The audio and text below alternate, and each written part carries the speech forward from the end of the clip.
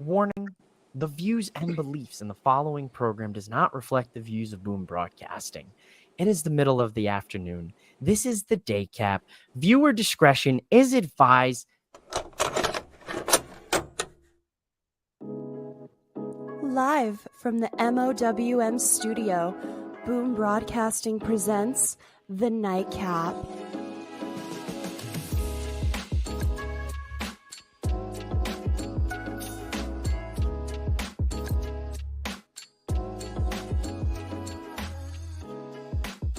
And your host of The Nightcap, mouthing off with Mike. Ladies and gentlemen, welcome back to the second ever edition of The Day Cap, hosted by yours truly. Yes, it's me. Yes, it's me. It's Mike. And I've got a man who has a championship culture, a championship pedigree. I've got the guy, Brandon, the guy, one half championship culture in the building. And of course, I got another man. He likes to hit quick. I've got Shannon Smith. How we doing, fellas? Welcome back, Brandon. Great to see your beautiful face here with me, with Shannon on Boom Broadcasting. What's up? Good afternoon. Good afternoon. Or should I say welcome? Yes, thank you. Thank you for that warm welcome. Glad to be back on.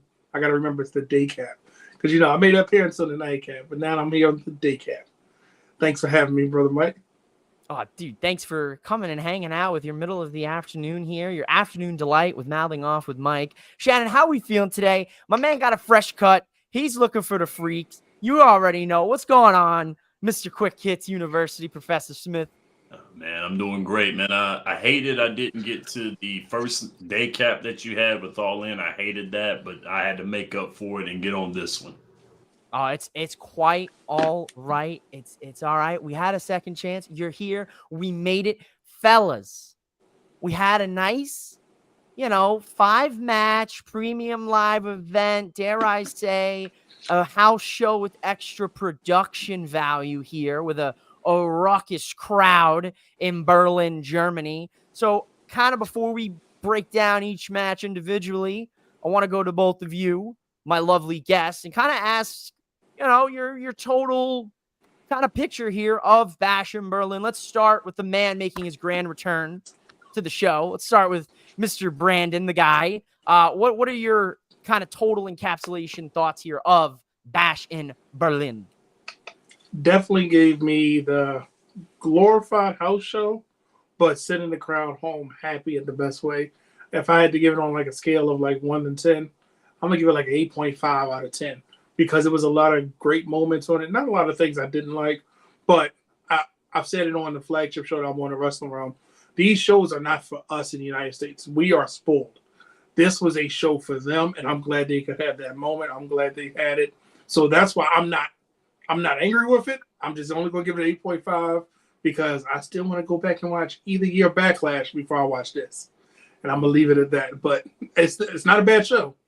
Just I know if I wanted to go back, I'm going to go back and Backlash this year or Backlash last year just to watch those before I watch this one. But overall, not bad, Triple H. I see what you did there. I like it, Brandon. I like it. Shannon, what are your thoughts here? This was not a waste of time on your football Saturday. This was actually really good. I was impressed with the crowd. I was impressed with the booking. I was impressed with the performance altogether. It was very, very good. You know what? Brandon, you hit it right on the head, man. We are spoiled here in America. We get great wrestling every time we turn around, whether it is WWE, AW, TNA, anywhere. We get all access to wrestling, great wrestling every single time. Europe is not as blessed as we are, and this time around, they got that. And I'll tell you what, when Europe gets a premium live event, they go nuts. They love their wrestling. 100%. They know how to treat their wrestlers. They know how to treat the act. Europe is not as blessed. They know. And it was good. I liked it. Good job. Hell yeah. I like it. Yeah, no, 100%, fellas. I agree to both of your statements here. we are spoiled. We get WWE, we get AEW, basically 365 days, maybe a couple days here and there, obviously with these international events like, All in London, Bash in Berlin, Backlash, etc. So for pretty much, the entire year, the US has a wrestling show in a city, in a state, that you could probably get tickets to at any given point. So 100% Germany tonight showed out, man. I think to Brandon's point about, watching Backlash before, these shows, I got to say this Germany crowd gave France a run for their money tonight. They had their chants. They had their, they were doing the wave at one point. Yeah. I love Randy Orton shutting that down. But they were having fun. And I think that's the point, man. Every wrestling fan across the globe should get a event like this. And I know, they're poised to hit up Italy next. So maybe I gotta, fly on out for that one at some point. Get a passport, get that stamp, knock off 2 birds, 1 stone. I don't know. With the spoiled aspect and everything, that's why we have so many whining ass fans. That's hot. Yo, that's fact, Shannon. That's where it comes from. We're spoiled. We take it for granted, and then we hop on social media and complain. Never fails. Never fails. You'll see somebody talk about this show and how it was not good and how it was a waste of time, but yet and still you're going to be turning TNA the other night. Had a great pay-per-view TNA while SmackDown was going on. You've got wrestling every day of the week, and Europe doesn't. So, that's true. Take what you got. Hey, you gotta. Mm-hmm. You got to take what you got. Yep. And I'm going to just say this. I know you want to move on. Like, you can get to wrestling in hours here in the United States. If you decided you wanted to go to New Japan, AEW, TNA, WWE, or even local indies, they only have local there, but we have the bigger companies. I'm in Maryland, so I can get to Pennsylvania, Virginia. There's always a show. If I want to drive to North Carolina, I want to go to New York, New Jersey. I'm just a drive away. So I'm happy that they had this moment. I'm happy that they are traveling in these international seas so that way they can have their wrestling. They can have what we've been having for so long. Let them have those moments. And think about what that crap. Look, Ludwig Kaiser didn't even wrestle on the show, and he got over it. Like, what do you do with that moment? He didn't probably feel anything like that the last year that he's been on the main roster, and he got to have that moment just from introducing. But go back to you, Mike. No, I mean, yeah, we don't have to. I mean, that is a great conversation to get into. Because, I feel like people don't talk about that enough. Kaiser last night on SmackDown had another hell of a reception. He was getting cheers while LA Knight is in the ring. Yes, and he's getting booed. Yeah. No, I agree that time. This was great, man. Think about it. He had that match on SmackDown, and who thought that he would have been the surprise on Wednesday? I was like, I don't even know. Well, not Wednesday. I was talking to Hugh, producer of Championship Code. I said, who is coming back? Who's this going to be? I didn't even think of leaving. I was like, that makes sense. Yep. It makes so much sense. It was like, give him that. And that moment probably meant the world to them. So hats off to Triple H. And your producer, your co-host, here dropping a little. Kaiser is that dude. You said his name and he appears. What's going on, my man? Hugh, much love. Hugh was at Capital Collision last night, doing a little click little photography. So I can't wait to see those photos get developed and see some of the exclusive photos he got. I actually rewatched that show late last night after the Nightcap and after SmackDown and Rampage, and very good New Japan show last night. And also kind of sidebar here before we get into the action of Bash in Berlin, that Mercedes Momo Watanabe match was like the perfect palate cleanser for that match from All in London for her. So solid stuff there. It was a hell of a show. But fellas, we're getting, Hugh said it. Awesome show. A great show.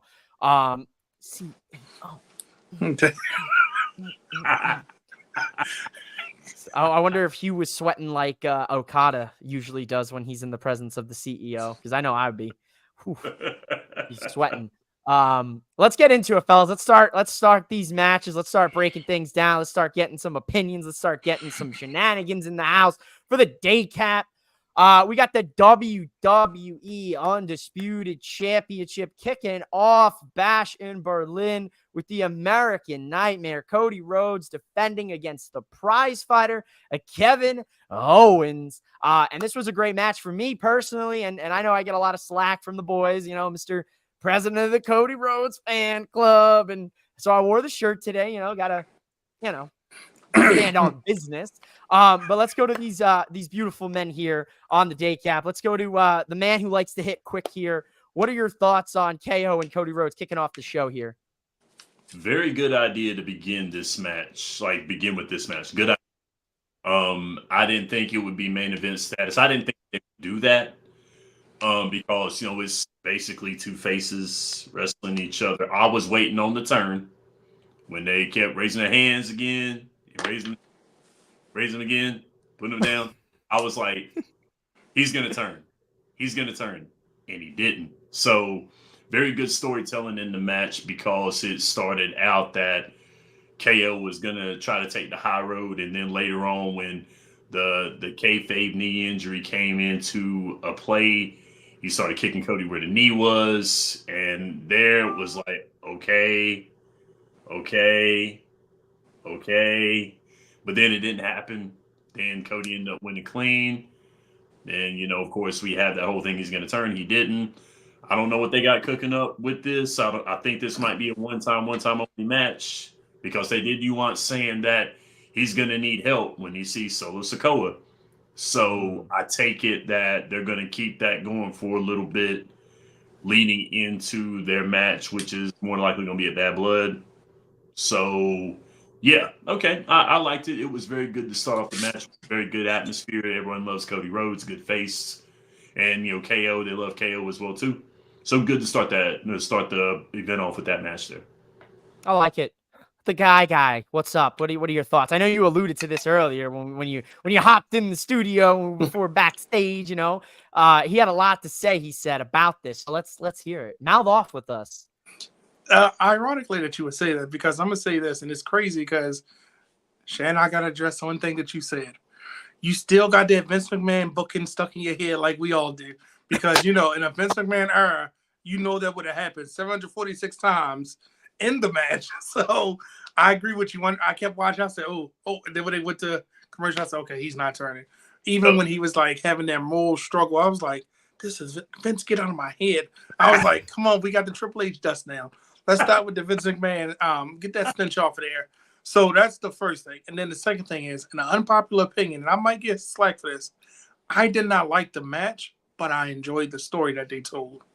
I feel like it was not a Kevin Owens match because Kevin Owens matches will make you remember everything that he did in the match. It was more about the story to me this time. So it was like that story that was told, beautiful, good way to go ahead and get it out of the way. Because the biggest question is, when is Kevin Owens going to turn? We know he's turned. That's his gimmick. So go ahead and get that out of the way because you have a lot of other stories that can unfold. But one of the biggest stories is what's going to happen with this title. And I kept saying, oh, God, what? First off, he went back to wearing blue. So I said he's not turning because he didn't have his red on. Number two, you're not going to let Cody Raheem lose when that crowd is singing his song. And then three, the craziest part about the match, as they were going through it, you could see that even the Michael Cole, kept talking about, I can't believe it. He hasn't had a singles title in 7 years. I was like, yeah. Oh, here comes it. Because I kept thinking, I don't trust Triple H. What if Kevin does it and he wins it and Cody gets it back in Bad Blood? That's part of the reason I was watching it through those eyes.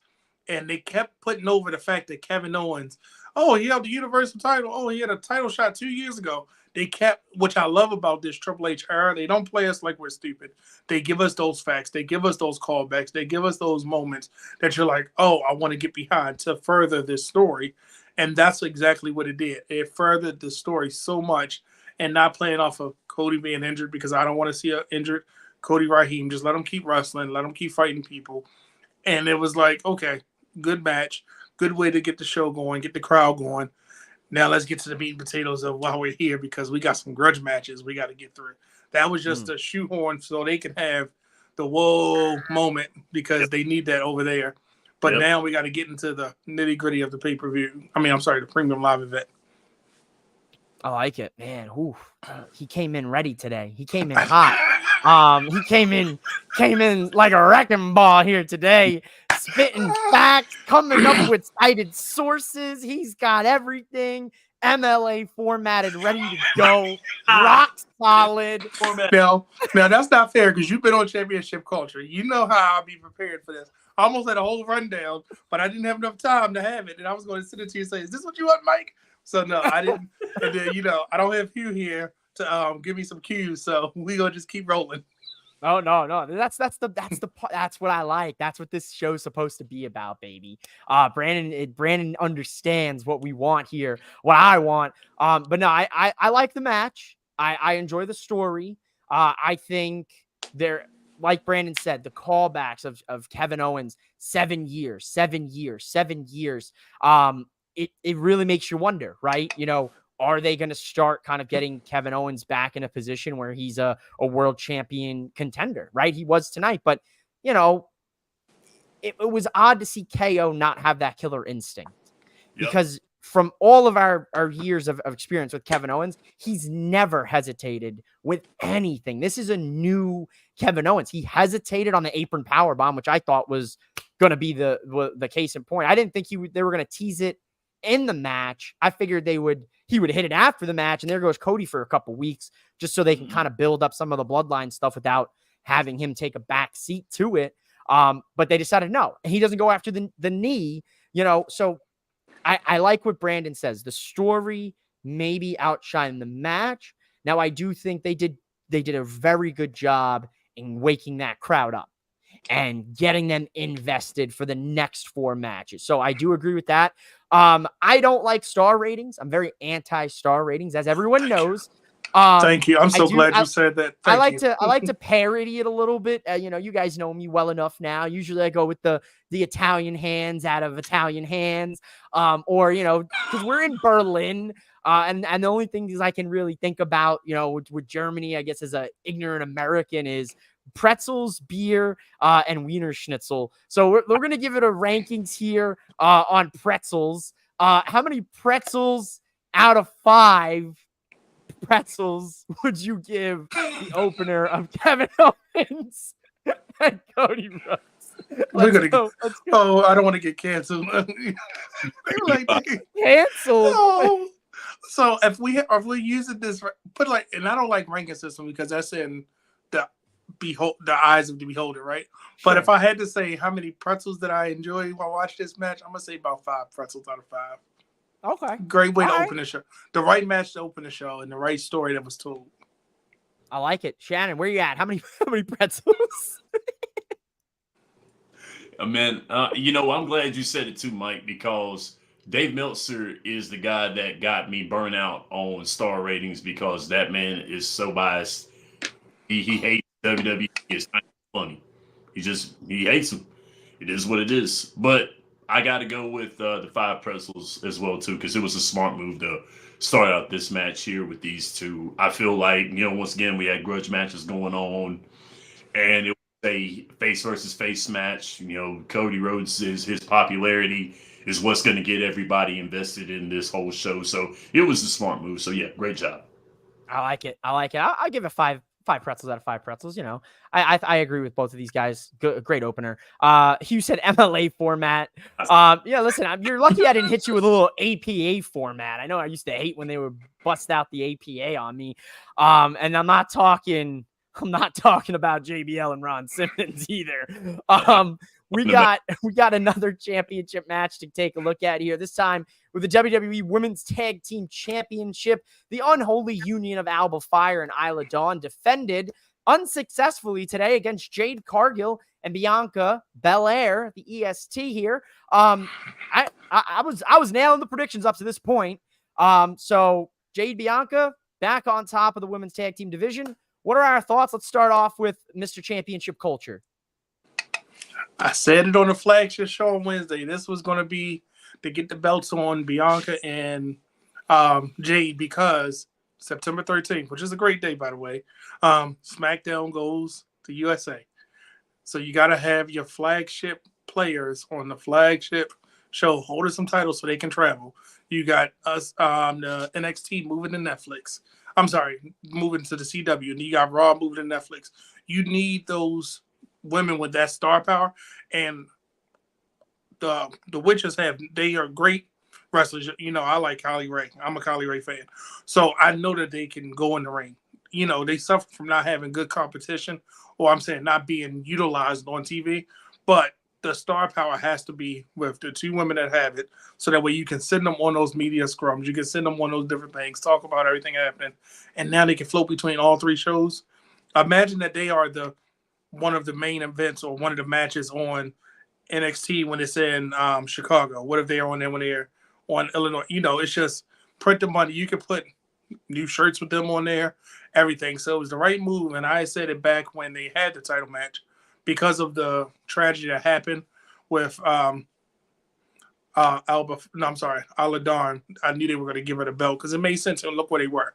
It was just a transitional run for them, but it put some eyes on the product. Now we got more women's tag teams actually getting more TV time that now you can see why they're going to float between Raw, SmackDown, and NXT. Yeah. Oof. I like it. You said the key word, NXT. With those tag team titles. Shannon, what are we thinking here?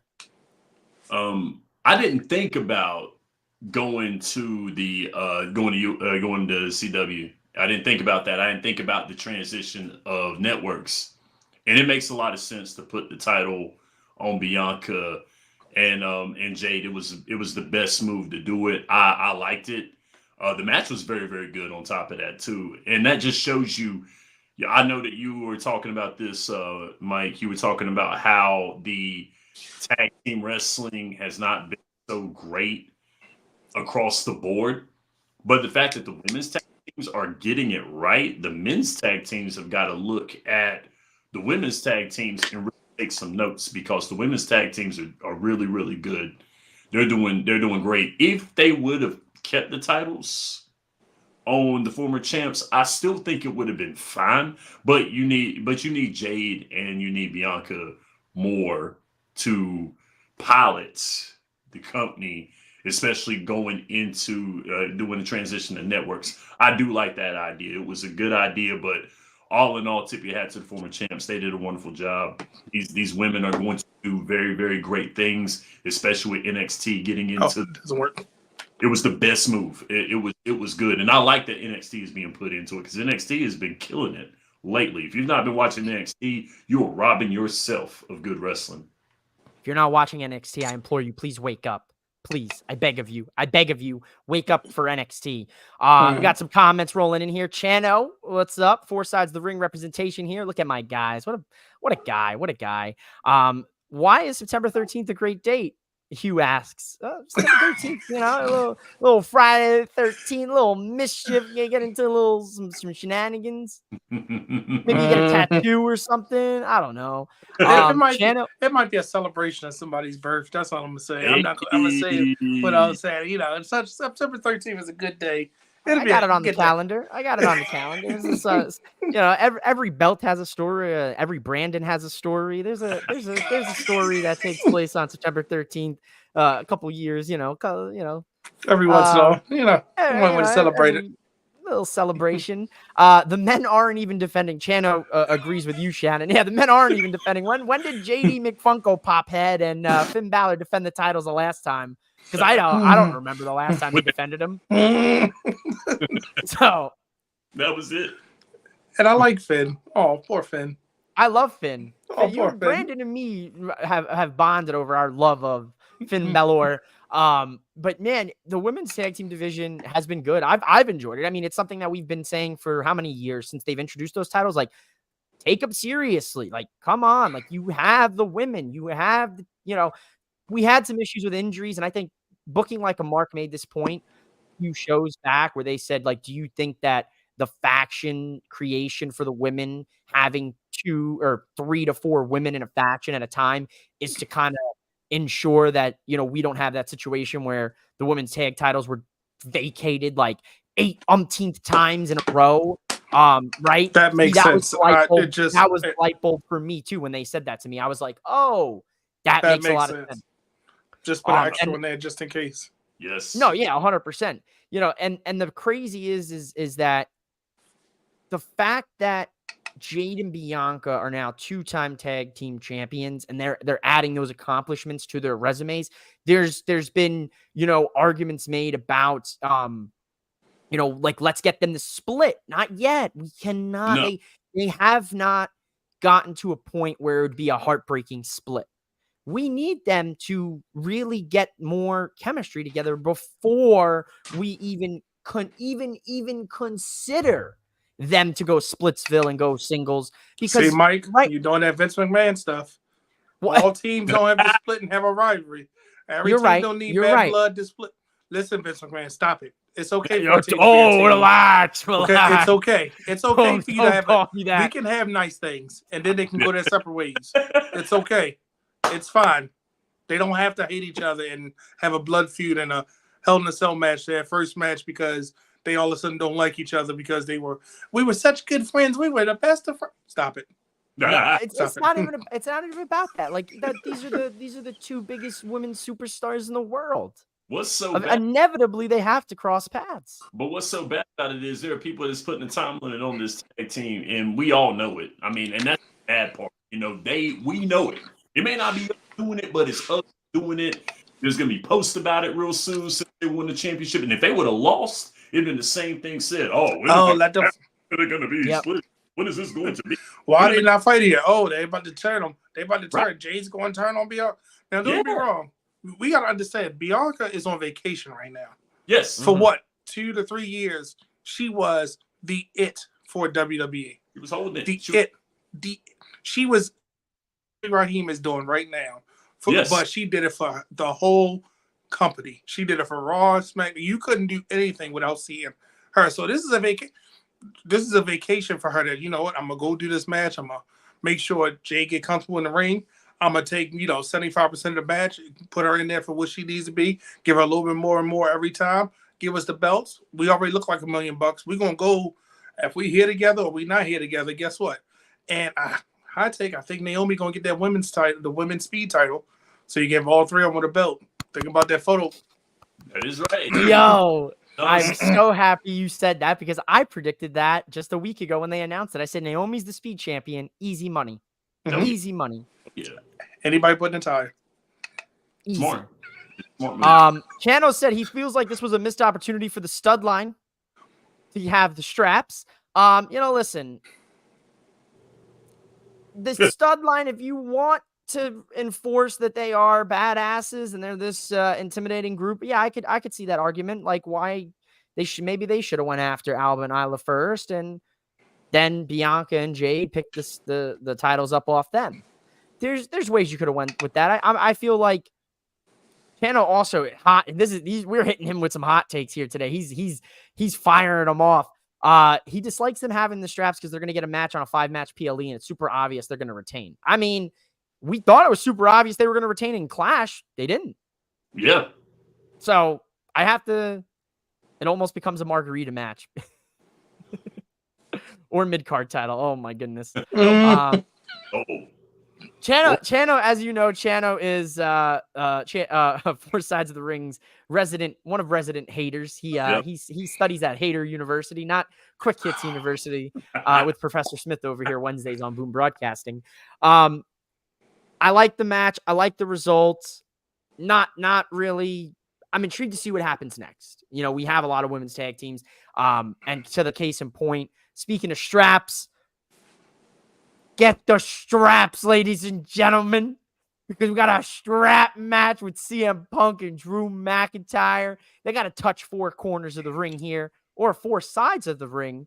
Not bad, right? Not too shabby for amateur here. I see what you did there. Yeah, a little. You know what I'm saying? Fellas, this was my match of the night. This was pure violence.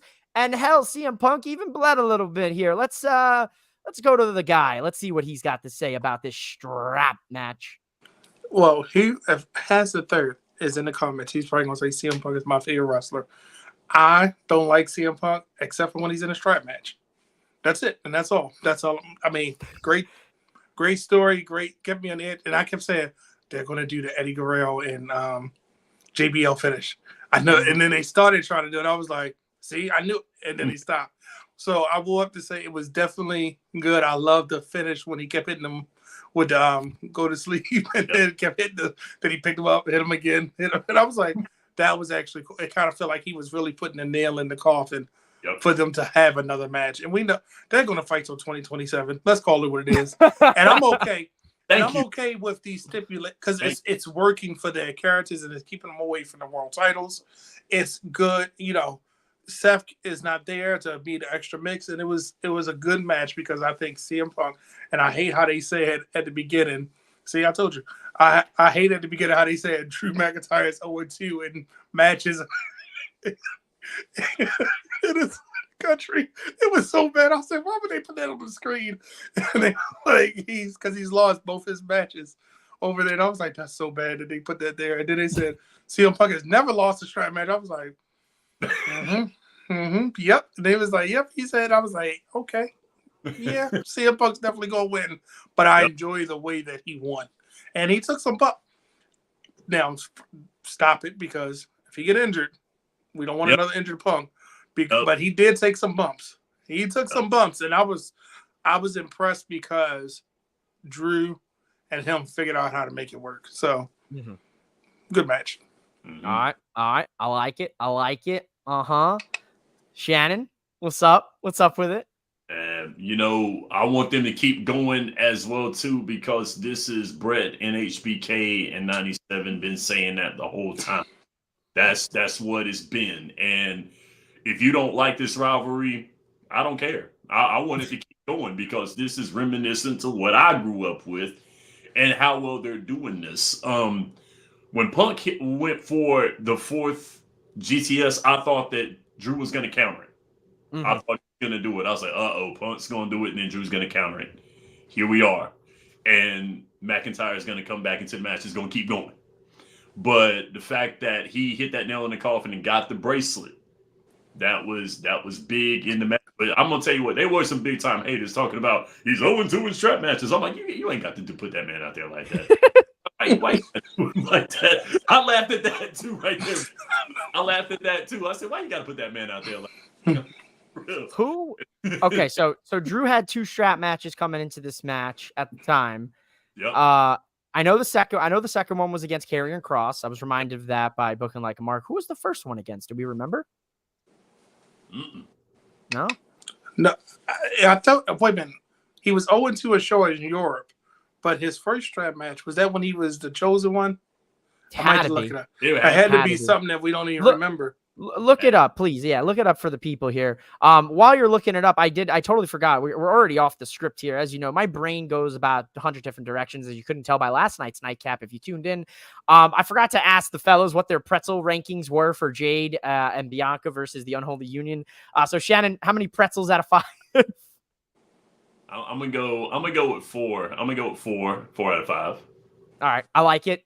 Guy, same question. I agree. Yeah, 4 out of 5, because it was a fun match, and they definitely just shenanigans happened, but it was the good shenanigans. It was tag team. I don't want to say turmoil because that sounds bad, but I give it a 4 out of 5. And, I like it. And the internet is already roasting Jade for how she held the belt like Tongaloa. I was like, come on, now, Jade. You know how to hold that belt. You stop it. I was like, cut the camera off of her. Please stop. Let her fix it. But they already was roasting her for it. I did not see that. You guys have to send that to me after we go off the air. I give it like 3 and like a half eaten pretzel. 3.5 eaten pretzel for me. It was solid. It was a good one. But it definitely, there were some things. Yeah. Back to the strap match here at hand. This was great bit of storytelling. I can never complain about seeing CM Punk wrestle in his mid-40s. Like Brandon, I agree. CM Punk should just forever wrestle in dog collar strap matches anything that he's connected to his opponent with, it works. For some reason he can just go out there and do it. He did take some gnarly bumps tonight, which definitely scares me a little bit. Typically I will say, because like I'm always kind of like, like please just stay healthy. Like I got to go to Raw in November. Just stay healthy so I can see you live because I haven't seen you live in a few years. But please stay healthy, and then please just stay. Please just stay healthy for WrestleMania season and Royal Rumble season. It was Dexter Loomis. Cross. That's who Drew lost to. Loomis. Wow. Loomis. Dexter Loomis. I don't even remember that. I'm sitting here trying to remember. find. Did that happen in TNA? I guess. I mean, let's see. We're gonna hit the Googles up. Yeah, Dang. I've been trying to find it. I'm like, dang, Dexter Loomis. That's no, it. Throwing it back. I'm not seeing it. It was undocumented. It was that bad. It's undocumented. Yeah, I mean, I don't know, man. because I know Daniel Bryan and the Fiend had one. Yes, that was a banger. Yeah. Or was that a bull rope? No, that was a strap match, right? Apparently, he lost at an NXT live event 2020. Okay. All right, I can see that. That could make a lot of sense. That makes a lot of sense. Okay. Yeah, this was match of the night for me. 5 out of 5. Six pretzels out of 5. 100%. He broke his own rating scale. I'll pull a Dave Meltzer, dude. My man's over here. He was like, that was a 7.5 stars out for Will Ospreay like nobody's business, dude. My man's got the stars and the tissues ready for the Will Ospreay matches. 10 stars, but not for Kurt Angle. But not for Kurt Angle. That's what chats me up so bad, dude. Kurt Angle. Come on, man. I mean, that's why I can't stand that dude. I mean, for real, anything he puts out wrestling wise, I just stopped. After all got that terribly wrong, you should just stop now on. You know what? No one wants to hear you anymore. You got all in terribly wrong. So and dropping that terrible article the other day about contracts and causing people to start talking about money when they have no business talking about said money. Man, that dude, I hear him. I just don't listen to him. I hear him. Yeah, dude, I just like to make fun of him. Oh yeah. I'm a sicko in that regard. HASTHE to the 3RD asked, what kind of pretzels? You know what kind of pretzels? Them nice soft Bavarian pretzels. The good soft pretzel, man. My fault. It's random. No, this is what the Daycap's about. There is no script. If y'all Brandon know, said he's like, I got a rundown. I'll make a rundown for you. We don't need a rundown. We just go off of vibes and emotions. Maybe not emotions, but like just vibes, pure vibes and caffeine. That's kind of how we run the shows typically. That'll work. That'll work. So how many pretzels, Brandon? How many soft pretzels? Who's running water? What's going on? Sorry, I was adjusting my mic. So for the Drew and CM Punk, I'm going to give it 5 pretzels and a side of a cheese cup to dip it in. Oh, the cheese cup! Don't forget the cheese cup. Let's go. Yeah, I'm as he would say, I'm dipping the tip into the cheese. Just the tip. Hey, just the tip. Just for you. Yes, Shannon. What do you got? What do you got here? Oh, man. We broke him. Yes. It didn't even take the whole show. Got him. Oh, that's good. He will be proud of me. We got him. No, man. I got 5 very salty pretzels for Drew McIntyre losing tonight. Ooh. 5 salty pretzels. Good job, CM Punk. Ooh, we had a DM Hunk fan in the building, Shannon. So you wanted Drew to win this match, hey? Oh no! I thought that Punk would win it, but to be honest with you, I'm okay with whoever wins as long as this thing just keeps going. As long as they run it back. Now I have no choice but to run it back. Now that there's going to be a rubber match somewhere down the line, they have no choice but to run it back because it's a rubber. We love a good series tied 1-1, man. This is like the ALDS, baby. We're locked in. It's 1 game apiece. You're headed into game 3. Match 3, fellas. Last question before we move on. I got to know, what stipulation are you expecting for the rubber match for number 3. Let's go back to Shannon, hit the guy, and then we're hitting the mixed tag match next. Shannon, what stipulation are you leaning towards right now, 2 months out? I really think you got to go. I don't want to go with for bad blood. If we're going for bad blood, I would probably say a 3 stages of hell match. I mean, I don't want to go with first blood. I don't want to go with it. I think first blood matches are a little bit of a slippery slope, especially with Punk getting busted open on his hand and all that. So I'm just like, probably not. So I'll probably go with 3 stages of hell just to be on the safe side.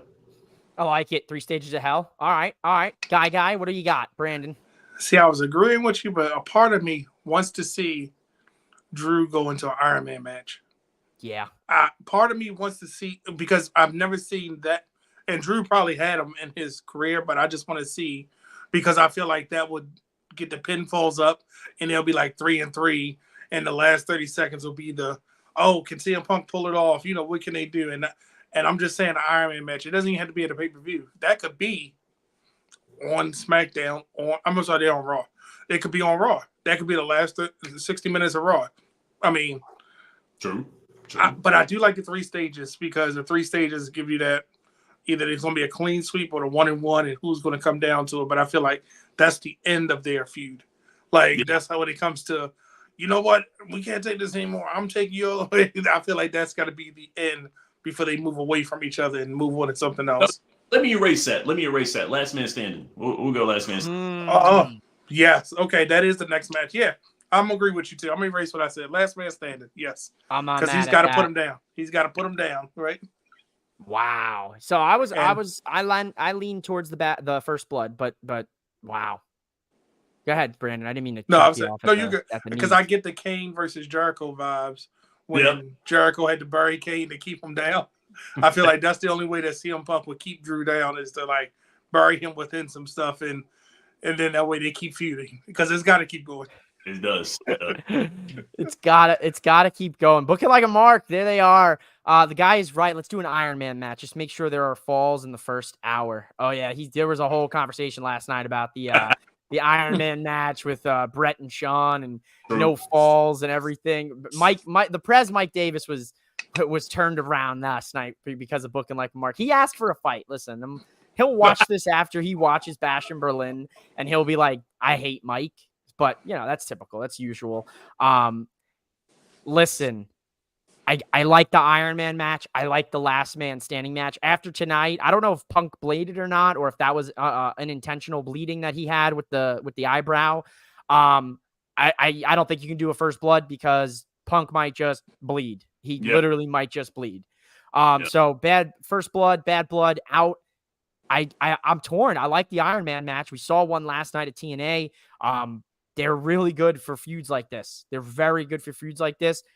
3 stages of hell would have been very interesting. Last man standing, I think, is where they end up doing. I think you're right. I think last man standing makes a lot of sense. Hell, you talked about buried alive, dudes. Let's get the buried alive match. Bring it back. Get the mound of dirt on the stage. One of them guys got to bury the other one, and then Drew comes back or Punk comes back as a zombie. Take it. I mean, for real, that's classic. But I like it. I like it, fellas. I like where the heads are at for the future of this feud. I think whatever happens in number 3, I think concludes it. And then I think we get Seth freaking Rollins back in the mix here at some point, and you gotta ramp that up. Mixed tag team match. Damian Priest and Rhea Ripley, the Terror Twins, took on Liv Morgan and Dirty Dominic Mysterio of the New Judgment Day. We're just going to put that new in front of the Judgment Day, because that's a new version, right? Or Temu version, or Wish version. I know we've seen a lot of different, maybe the Sheen version. I don't know. Whatever you want to call this Judgment Day variation. We had a mixed tag match, and fellas, I gotta do a little callback here. Here's where we started. Here's where we started with Mommy and Dirty Dom. And here's where we finished today at Bash in Berlin with Mommy and Dirty Dom. So with that being said, as my visual aids are through for today, the visual aid budget is almost tapped out. Let's go ahead and move on to Brandon, the guy, to give us some championship culture instincts here when it comes to this match. So I love the match because I feel like Damian can move on now, and so can Rhea. But I loved it for the fact that it was entertaining, and she was able to attack Dom. I know we're in a world where we don't want men attacking women, but on the indie scene and certain promotions, it's done tastefully. It's not done to the point that it's bashing a woman, but nobody had a problem because I wanted a riptide on Dom. I wanted Rhea to, we were all clamoring for that, right? And we were like, that's the only thing that we didn't get, but I think we'll get that when she gets her title match against Liv. That'll be that she's going to riptide him through a table or something to put him down so she can get the title back. Overall, I love that they're going with this whole Terra Twins and versus Judgment Day, and I just hate that the titles are secondary to this feud. Yeah. Because this feud could be going without the tag team or the world titles, and it would still be as good. But, it's held up because the way Triple H booking, and this is off top, we're good with seeing those secondary and those tag belts on Raw and SmackDown because now that gives you something to motivate and look forward to, so that way you're not having a 9, 12, 15, 11 match cards only con, and boring us to death. But, I just think that the feud would be great without either set of belts because it's such a good story. And I'm glad now that we can get to Finn and Damian. We can get to Finn Balor and Damian Priest now cleanly. And heck, I thought it was funny when Rhea had Carlito on her shoulders. I was like, oh, okay. It was so many little spots that it was perfect. And it was like, yes, this is what the match delivered. It was my favorite match, not the match of the night. It was just my favorite match of the night because Rhea, she can do no wrong in my eyes. And just that when she had him in that triangle choke with her legs, I was like, oh, this is retribution for her. And she was like, ah. And I said, she's loving this. Yes, that.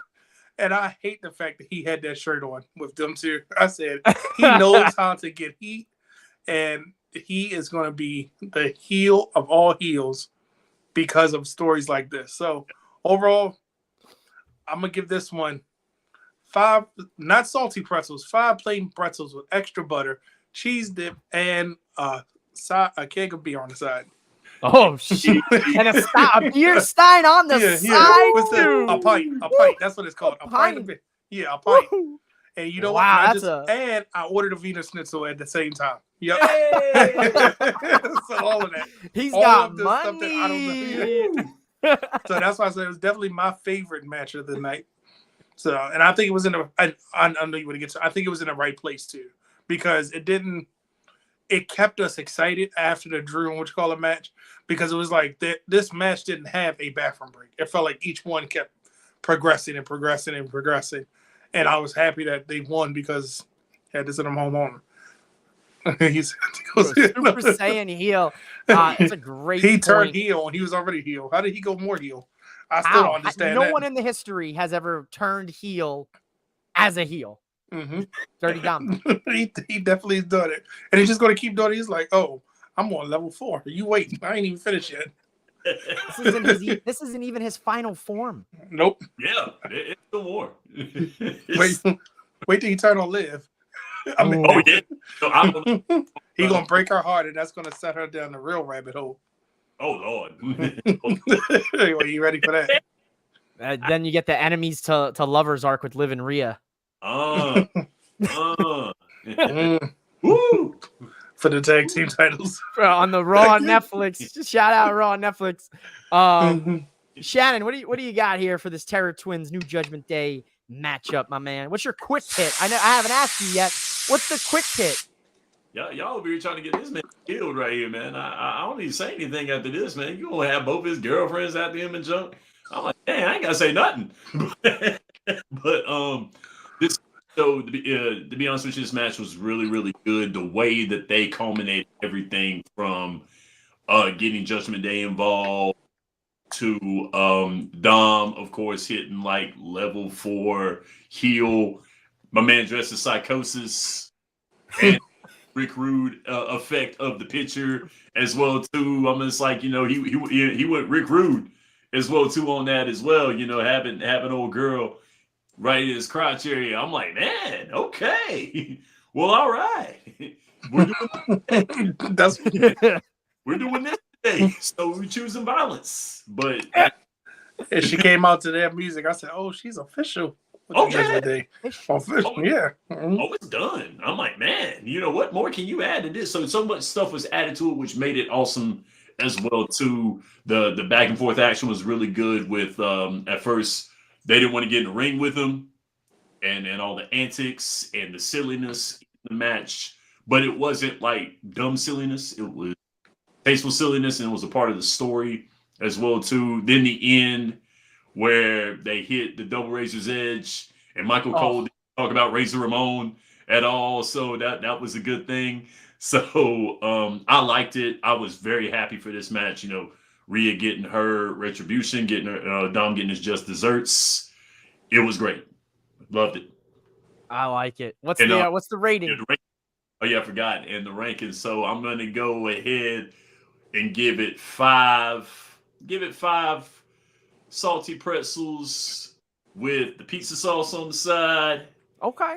And you know what? I'm gonna give it 5 pretzels, but one of them is gonna be a cheese pretzel as well too. So we'll go. All right. I give it to you. I'm gonna hit you with a little sweetness here. I'm gonna give it 5 cinnamon pretzels out of 5. The people who are tuning in right now are like, what in the absolute hell is this guy talking about? We'll get into it at the end of the episode, maybe. I feel like the story still isn't complete. The Finn-Liv interactions haven't been explained. No, they haven't. Why did Finn take that hotel room key? What was Finn doing in that hotel? Will we ever get the security cam footage from the hotel lobby of? It might be 3. He might hit him with the whole "you stealing my girl" thing. And there's so many things that they could do with this story. There's so many things. Like, Dom could get it.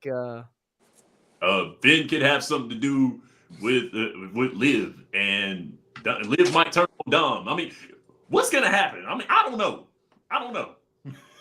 Brandon said Dom's gonna break her heart. Shannon said Liv's gonna break his heart. I think that's how it goes down. I think Dom gets expelled from the Judgment Day, and then he's got to do everything on his own. And that right there is an interesting story to tell for the future, because Dom has relied on everybody else his entire time as a heel, and even when he came in with Papa, with Rey Mysterio. So that'd be an interesting character arc for Dom to do it at alone. Brandon's commenting, saying, "Channel, your margarita breaks are the best." I'm just blindly airing comments here. We're doing this now. Well, I gotta engage in the comments because I gotta respond. I'm engaging. You see, I multitask. Listen, I wish I could multitask. We saw how multitasking works out for me last night. It doesn't. You're the host. You're already multitasking. You're already multitasking. You can't do 4 things. You're doing 3 things at once.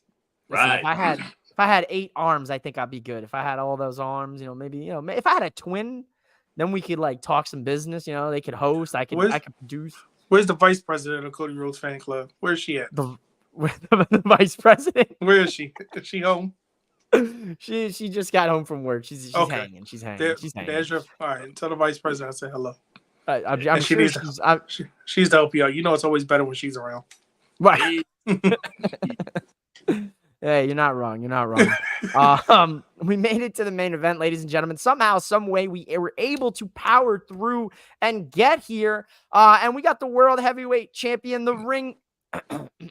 Excuse me. The Ring General Gunther going up against the Viper Randy Orton. I don't even know how I'm going to be able to do it with the hand. I'm going to have to do it the small version here. There you go. There you go. We got the Viper Randy Orton, who we found out on the kickoff show Friday morning, who is 80% German. So it's a hometown reception for him. It's a hometown reception for Gunther.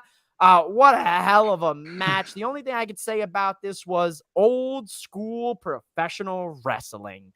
Let's leave it at that with my comments. Let's go to these beautiful men here on the panel. Brandon, the guy, while you're looking down there in your waist there, looking down at his phone, texting everyone, telling Four Sides of the Ring, telling Hugh, why did I agree to come on this man's show? Give me your thoughts here on the main event of Bash in Berlin.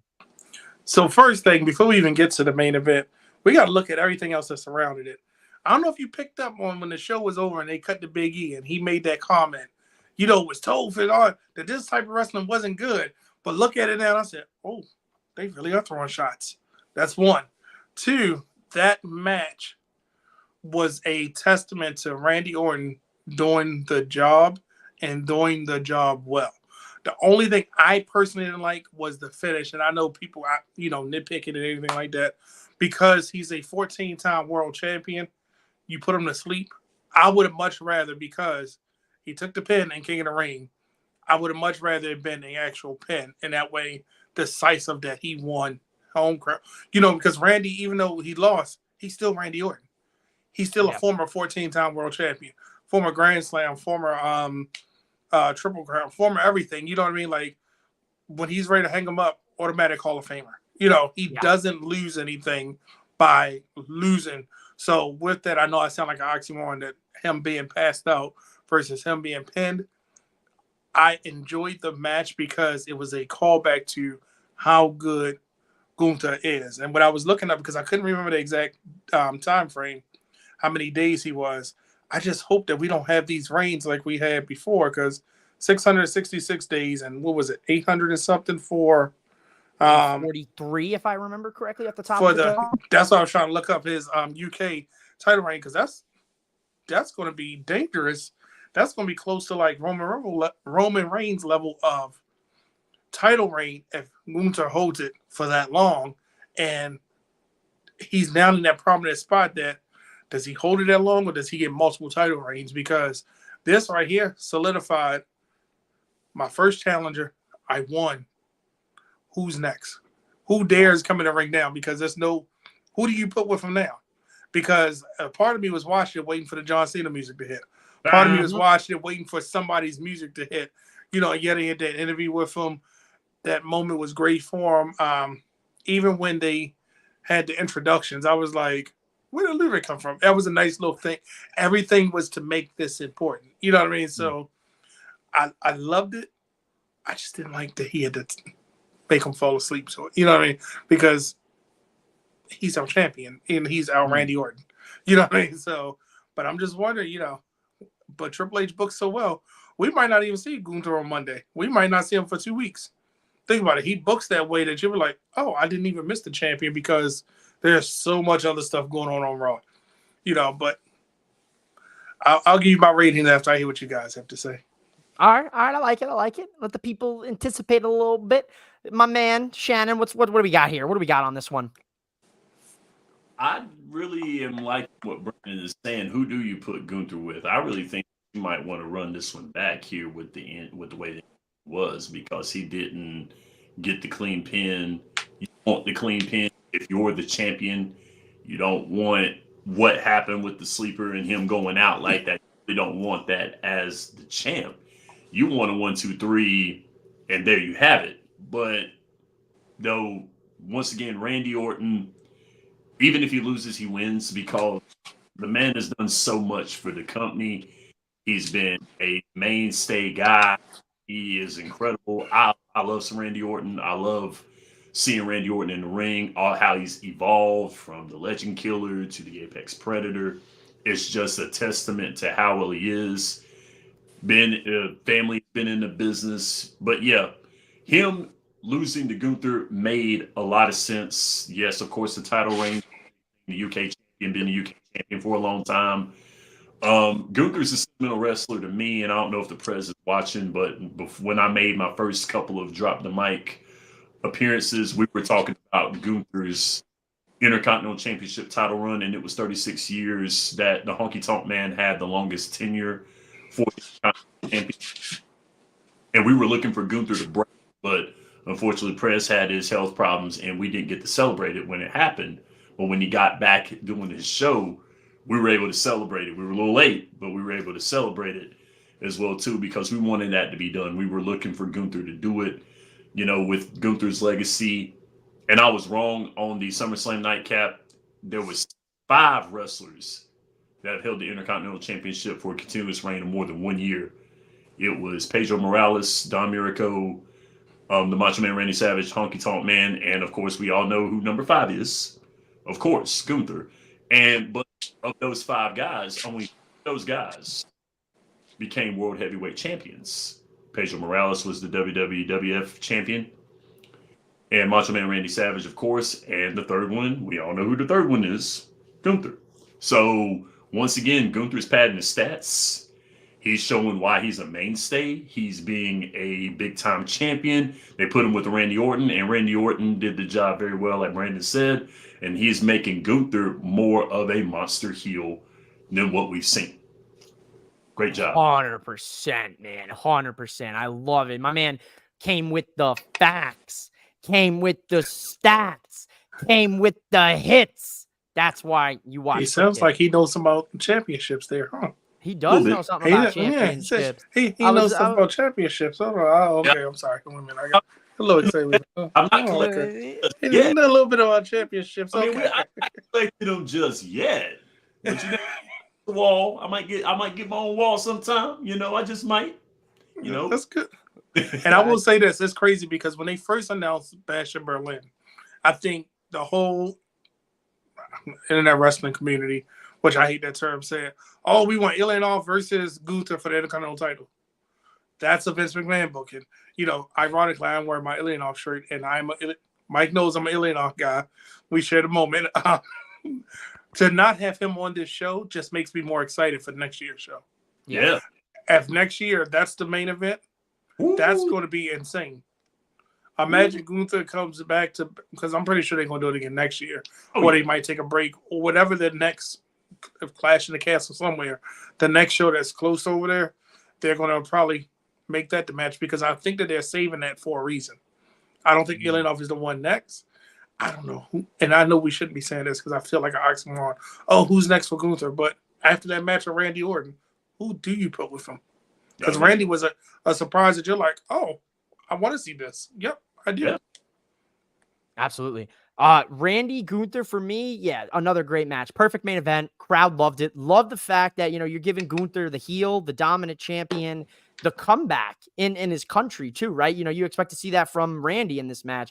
Gunther gets the big comeback. Randy, was beating him up pretty much, most of that end of the stretch there, puts him through the table, hits the pose on the steps. Everyone's kind of like, ooh, maybe he's got him. And then like Brandon said, he gets that sleeper locked in and puts Randy to sleep. So Booking Like Mark commented, he agrees with you, Brandon, that it should have ended with a decisive pin because the story was built on a controversial pin.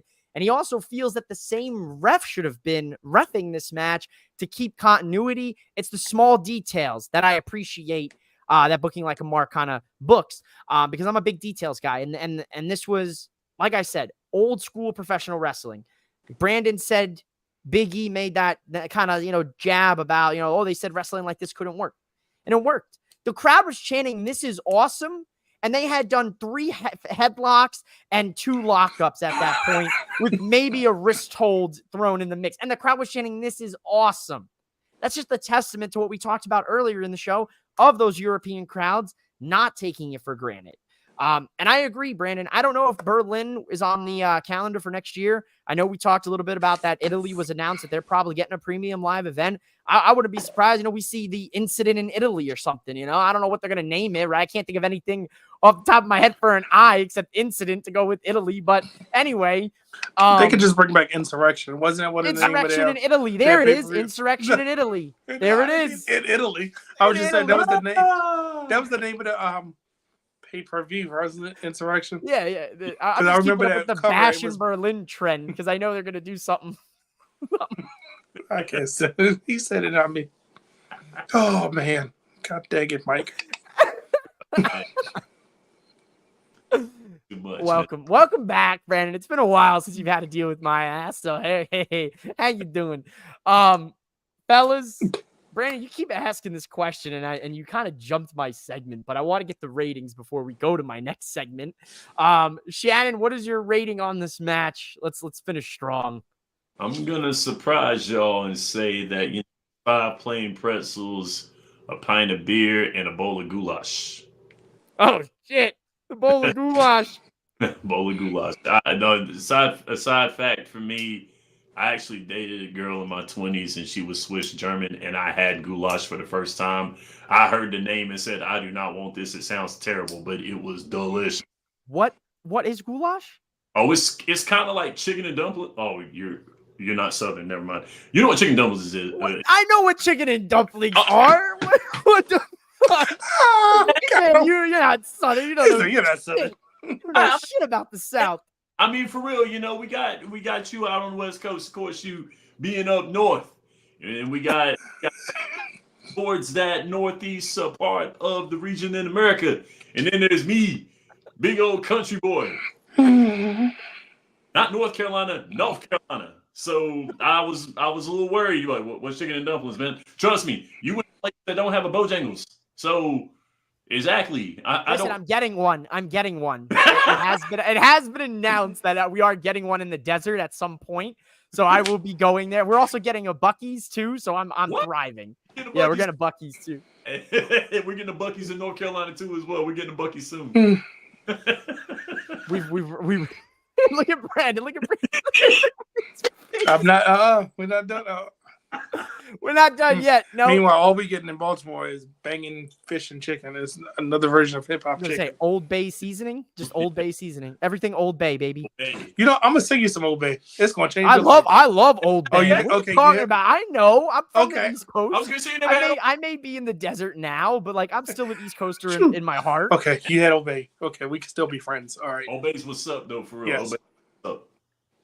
It is so delicious. Shout out to Big Country. And he said, no, it's called crack. Not even That's what they put on the chicken at hip hop fish and chicken and banging fish and chicken. Literally. Crack seasoning. I'm gonna sing you a picture of it. I'm gonna sing you. Mike, stay tuned. Go ahead with your rating. We're staying tuned. So we got a bowl of goulash, we got a stein of beer, we got five plain pretzels. I'm gonna go ahead and give you five wonderfully hot and fresh pretzels from the good old Philly Pretzel Factory. Some of the best pretzels on the face of the country. I'm gonna also throw in 2 steins of beer. And hell, let's get crazy. Let's get a brat with some sauerkraut on it. This was a fantastic main event for this night. And of course, Michael Cole putting over Gunther massively tonight, fellas, saying that in 20 years, we might be saying that Gunther's beating the record for world title reigns. So the Gunther is the future. It is solidified tonight with this win over the Viper. Let's go to Brandon for his rankings. And then I got the final segment and we're going home. So before I give my ranking, can we just talk about how great Michael Cole is? This looks good. Yeah, this looks good. I haven't eaten lunch yet, so this looks good. Like I'm gonna have to go find a local spot here and get some food. Ladies and gentlemen, I've sent them a picture of hip hop chicken with the extra crack seasoning on it. But can we just appreciate how good Michael Cole? I meant to mention this when the Rhea and there it is. And Don Magic, he kept saying, "Get in the ring. Go ahead. Aren't you supposed to be in the ring? Why are you sitting there?" Then he stood up and was like, "Go get in the ring." Yeah. First off, Michael Cole is the GOAT of announcing. And all this time we were, praising Jerry the King Law and Jim Ross. Imagine if they didn't have that in their ear. Would they be better than what we remember? You get what I'm saying? Imagine them not having, because as soon as those constraints came off of Michael Cole, we're like, has that always been there? Why did we not have, you know what I mean? Like, and I hate it. In this time, he is the greatest announcer. He is so in tune. Whoever he's with, it just makes him better. And I will say this, when he was saying all that about the Gunther stuff and everything, and about longest reigning, everything about it, that's why this match will get 5 regular pretzels, 5 salty pretzels, 5 cinnamon and sugar pretzels, and 5 kegs of beer. Yes. Oh, yes. the kegs. Busted out the kegs. Kegs. Oh, I love it. It was definitely. It's not everybody's cup of tea. Like if a casual wrestling fan watch it, they're not going to understand it unless you know what Randy Orton has done and what Gunther has done. And you might have to tell them, no, go back and watch Walter to understand why this match was so good. So as a casual wrestling fan, they'll be like, what is this? But they might watch, something with Spot Fest. This was the story of my first world title reign, and I took down a living legend in Randy Orton. Mm-hmm. The third most decorated champion in WWE's history. That's still on the active roster. That's still active. And who would have coming? And who would have saw that coming? After Walter, like the Walter gimmick, I had to watch it and stomach it and everything. It was kind of like, man, why they do this to this man? And that's what I thought about it. Then to him beating Randy Orton in a big stage overseas, that was dope. I liked it, and it makes it sweeter. It's like, squad that you had, like, if you got that squad that's been down for a long time, and finally prominence has come and you win the championship, you're like, that's why I'm a fan. So that's big. That's big. And once again, Mike, I gotta say it. And that Please is do. professional wrestling is the ultimate gentleman sport. I love it. Well, Brandon, you said it many a times, and I already had this preloaded here for the show. So, fellas, let's go ahead and answer this question and maybe do a little fantasy booking. So, next up for Gunther, question mark? Sami Zayn. Oh, shit. Okay. Wow. And now, ask me why. Why? Why? They had to get the title off of him to rotate it. They need to Triple H is doing such a great job of rotating the talent. So they had to get the title off of him to rotate him to Gunther to build that story. Can he take him down again? Does Gunther learn from his mistake? Because he's only been pinned by 3 people. Braun Breaker, Ilyanov, and Sami Zayn. And all 3 of them are on Raw. Sami is the only one not doing anything. Braun has the Intercontinental. And Ilyanov is going to start fighting for. He's in the tournament, right? Yeah, he's in the tournament for the IC. So all of them are. He's the only one. So I think you can have this match be something as a not necessarily transitional, but as a viable match for Gunther if you don't run Randy back. And I'll keep saying it's got to be a reason that he had to drop it because he should have dropped it the first time, but then they had to give him the SummerSlam for that match. So I think Sami is going to get back into the forefront, and who wouldn't want to see that on any pay-per-view? I like it. I like Sami Zayn. I mean, he's a guy who I've been saying for years should be a world champion by now. So I would not be mad at that. Let's go ahead, Shannon. Who is next for Gunther? Who do you think? That's hard to follow up, man. I mean, he knows his stuff, man. So that and. Which I knew already. You don't have those titles. You don't have all those titles. So I knew that. I say they run it back with Randy. And Gunther establishes it again. I don't think he's going to drop that title. I think Gunther's going to hold on to that title for a while. I don't see Gunther as a transitional champ. I never saw that because they're not going to build that man with an Intercontinental Championship run for that long just to give him the world title for him to lose it in a matter of weeks. That's not going to happen. So I say he runs it back with Randy. Randy makes him more of a monster heel, and then he goes to Sami Zayn route, which I want to see that now. You built that up to the point. Yeah, I'd like to see that. That was good. Damn, Brandon. I should have let Shannon go first because now Brandon he screwed me too. Like I'm Shannon, sorry. it's not just It's you. not He screwed me. No, I get it. It's not intentional. It's just, He's a cooker. He cooks, dude. No, I get it. I mean, they call it Brighted Barbecue. That's what they dubbed it.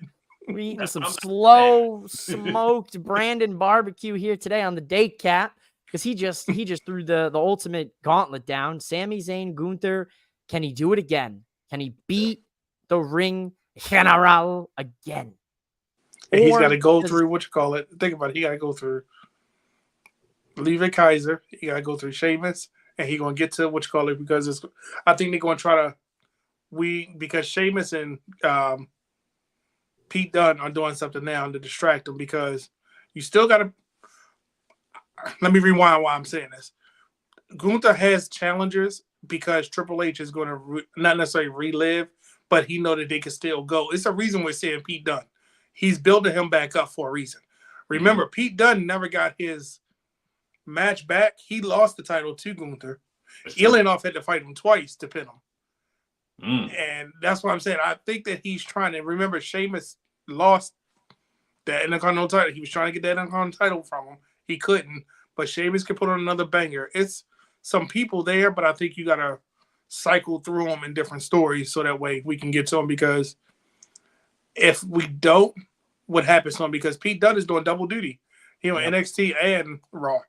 It's a reason that you're trying to get him back in your limelight, in your forefront. He's got to get a win over on something. He's got to do something to make you say, oh, he actually is a contender. I like that. I mean, I could definitely see Triple H rebooking NXT UK on the main roster. It's there. Like you said, it's there. It's just the people who may not have watched NXT UK may not be familiar with some of the stuff that they were able to accomplish, where, Pete Dunne, you have this guy at 20-something years old winning a title, holding it for 600 days. You got a guy like Tyler Bate, who's 19, ends up becoming the youngest champion in, WWE history at that point. And then you have Gunther come in, formerly known as Walter, come in and clean up house and hold that title for 843 days, until it gets, what do you call it? No, Ilyanov got it from him, but then they merged Ilyanov and Braun Breaker. No, didn't Breaker beat Gunther to merge the titles? No, I'm sorry. Ilyanov lost it to Tyler Bate. Tyler Bate lost it in the match with Braun Breaker. Because remember, Tyler Bate got it again. This was doing a weird. Right, that's right. Remember, this is 2.0 era, and it was right. The weird time. We was like, what is happening here? Because that was doing it right. Because you're probably thinking about when Ciampa was the champion and then Braun got it. And then I'm thinking about that. We were like, it was a confusing time. The dark days. Yeah. I like the Sami Zayn shout. I like the Pete Dunne shout. I like the Ilya shout. The one name that I was thinking about, depending upon what happens here with this Intercontinental tournament on Monday and for the next couple weeks. Don't you say it. Don't you say it. You're not gonna like it. Don't you say it. Sheamus. Oh, okay. Okay. Who do you think I was gonna say? Jey Uso? Yes. I don't think so. Jey Uso, I think, takes on Braun Breaker. But Jey got the Cody effect that he's old. Like, I'm glad they took him off TV for a little bit so that way it builds back up the excitement for him. But I think this time he has to get that Intercontinental title. Yeah. He has to. Which is tough, because how could you take that title off Braun so early? You can. What? It's hard to do, man. I mean, you don't need long title reigns. Like, is it more Braun Breaker as the champion, right? Yeah. He's the champion. Jey Uso takes him. Jey Uso does the rounds. He does everything. Loses it back. We don't need long title reigns for everybody, because we forgot. Technically, Bianca Belair is a 3-time women's champion, and one of her reigns was, 12 seconds? So you're right. But what we also I think we've been conditioned to have long reigns because of Roman Reigns. And what we have as well too, what we have to look at as well too, because the Intercontinental Championship is back to saying you're next for the world title. And it's only a matter of time before Braun Breaker gets his chance at Gunther, which was what everybody, I believe, is wanting to see. So they're going to give him the title for a little bit. I don't see Braun Breaker being like a Razor Ramon champion where he holds it 4 times, where he wins it 4 times. I see Sami Zayn more of that type of guy, being a guy that's holding the Intercontinental Championship 3 and 4 times, because he is a developmental. Of course, he's going to get his crack. He's going to get his crack at the world title, though. But Sami Zayn is a developer. Sami Zayn is one of those type of guys. He likes to take those younger guys and elevate them and push them up, because he's so over with the fans, and he is loved by so many. And he's actually, the way the locker room responds to him, they wouldn't put him in there if he was a bad dude in the locker room. They would want him to help develop these guys, and that's what he did with Braun Breaker. He gave Braun Breaker a big moment at SummerSlam when everyone was saying Braun Breaker should have won it beforehand. But he says, no, get him on the big pay-per-view, get him on SummerSlam, and let him win it in front of his uncle and his dad. in a big crowd with one of the big four PLEs, and it'll be a lot better for him. So I see Sami Zayn being that type of champion, holding the Intercontinental Championship 3 and 4 times, and then Braun Breaker's going to move on and go for the world title because that's where he belongs, because that's the type of guy they want to build in Braun Breaker. So, yes. Yeah, I think if the IC title is going to be going back to that funnel championship, then yeah, Braun Breaker's next up down the stretch for Gunther, reignite some of that NXT beef that they had, which was so good. I love it, fellas. That's it here for everything that I had planned.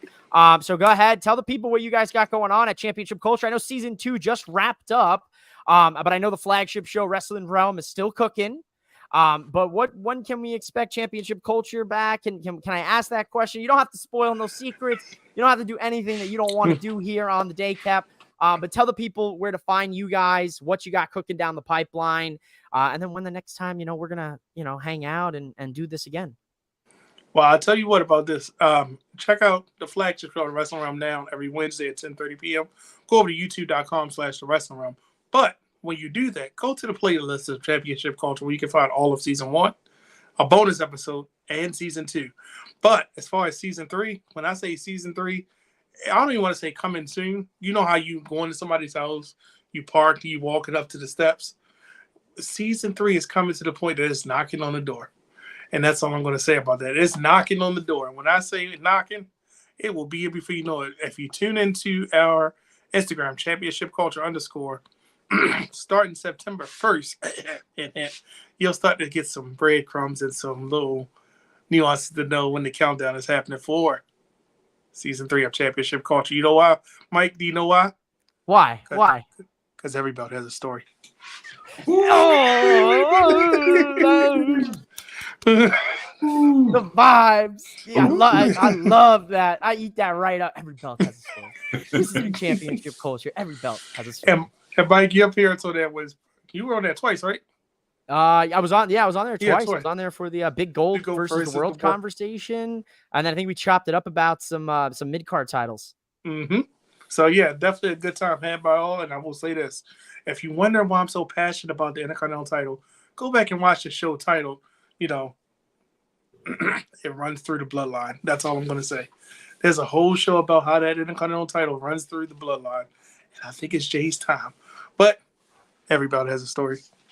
I love it. Brandon, thank you so much here for coming on. Next time, we got to get your tag team partner. I know he's a hard man to nail down. He's very busy. We got to get my man Hugh here on the show with both of you, reuniting and taking on. I know we'll be in 3-count trivia. All three of us have teams in 3-count trivia, which will be starting up very, very soon. I'm sorry. Brandon and Hugh are the current champions. I was just saying, did you know we were the champions? Did you know that? And did you know I won the first round of Opinionated? Wait, you were there, Mike, weren't you? I was there. I actually won the final round of. We can't get into it. We could get into the finals. We have to have a discussion. I think Four Sides has yet to drop it. I might have just fucked up, but you might have just. You're finally not on the bench. Yeah, you're off the bench. They're gonna fucking kill me. I'm absolutely royally screwed. You got this qualified. Well, look, let's just cover it up because you know what? I appreciate the invitation. I know I'm talking a lot. Sorry, Shannon. You have an open invitation to come on Championship Culture. The producers in the comments, Season 3, we are accepted. He's acknowledged us. I hate you. Season 3 is starting soon, and we would love to have both. Well, Mike, you know you're coming, but Shannon, definitely, if you want to come, because you intrigued me with some championship talk. So yeah, you might be getting the invitation from myself or the super producer. H to the A to the S to the T to the H to the E to the 3 to the R to the D, # the 3rd. So that's all I'm gonna say. Back to you, Mike. I'm shutting up now. I love it. Shannon, tell the people what's going on. Any final quick hits for anything tonight that we talked about? Oh man, we talked about Michael Cole being the go-to commentary, I must say, but also give it to Bad News Barrett. He did a very good job as well. News Barrett, I slept on that. I slept on him for a while. I slept on him, but Michael Cole brought the best out of him in this PLE, and I like what Bad News Barrett did. You know, it said calling Dom Mr. Lover Lover made me smile. that made me smile. Young Smith, like the little kid Young Smith that listened to Shaggy when he first came out, smiled when I heard him say that. But wonderful stuff, fellas. Once again, you know, Mike, anytime we link it up, man. The Don, love you to death, man. I appreciate you, bro, for the opportunity. Brandon, it was great meeting you, man. I like the chop up wrestling. This is something that I never thought in a million years that I would be doing, but I'm doing it on the regular. I would probably say I'm doing it about 3 nights a week, and I never thought in a million years that would be happening, but it's happening. And I'm thankful for that. And I will always say my cosign that wrestling is the ultimate gentleman's sport. And hopefully, Brandon, we can get on an episode of your show and we talk about that, because that's something that I agree with. And that's something that I will always say when it comes down to wrestling. I'll always have that. But in the in between, enter the Cat Cave where we talk Carolina Panthers football, me and Ryan Frick on Tobacco Road Sports Radio's YouTube channel. We are on once a week. I believe we're getting on that Thursday slot when Ryan's not doing his stand-up comedy, and he's doing a wonderful job. He just won a little something in his home state of South Carolina. He's been doing his thing with the stand-up comedy. So shout out to man Ryan Frick, a wrestling fan as well too, a big wrestling fan also. So big shout out to Ryan Frick. But most importantly, on Wednesday at 9 a.m. on the Boom Broadcasting YouTube channel, you get to see this guy talk about sports in a comedic relief role. I have my picks this time around. I think I'll do my very first Gentleman's Corner, where I talk a little bit of wrestling. A good friend, and I'm not going to say who, sent me a very, very intriguing DM on my ex, and I was like, this is awesome. I might have to go to do Gentleman's Corner and talk about this. So of course, Professor Smith is going to Quick Hits University most of the time on the show. So hopefully you will be seeing that as well too on my Shannon Smith on Wednesday, 9 a.m. on the Boom Broadcast Network. Enjoy the sports, enjoy the college football, enjoy the wrestling that we're having this weekend. And as always, my tagline, I'm Shannon Smith, and this is Quick Hits. I love it. Fellas, Now, thank you Mike, you didn't tell him I'm an expert on the sports. You didn't tell him how good I am when it comes to talking about the sports. He's an expert. He's an expert. Ladies and gentlemen, he's an expert. It will be entertaining, and you will regret every moment I asked me to talk about sports. Let's go. He's a big sports ball guy. I'll leave it at that. Yep. Mm-hmm. No, fellas, you do not understand. I'm living this out right here. Young Smith looked at ESPN in the morning, every single day, before school, after school, before bed, watched it pop. I never thought in a million years I would be doing this. I'm having a childhood right now at 38 years old. Let's do this. Let's Hell do it. yeah. Let's do Hell it. yeah. That's what it's all about, ladies and gentlemen. I love Shannon Smith and Quick Hits. I love Brandon and Hugh from Championship Culture. I love all of the good brothers over at the wrestling realm. They're amazing. This guy. Yeah, I know. I always do it too. It's always These guys are the best.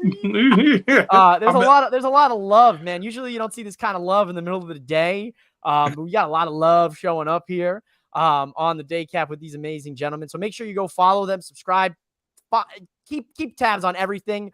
Last but certainly not least, tomorrow we do have NXT No Mercy. I will be live with the Nightcap in its normal time spot after the premium live event ends. We'll got some new faces showing up, some familiar faces. And it always is a good time. But ladies and gentlemen, this has been the Daycap. I'm mouthing off with Mike. That's Brandon, the guy. That's Shannon Smith. We're out of here. Thanks for watching the Daycap. I can't show the usual graphic because it says the Nightcap. So it's okay. I'm just going to show you Joe Hendry's face.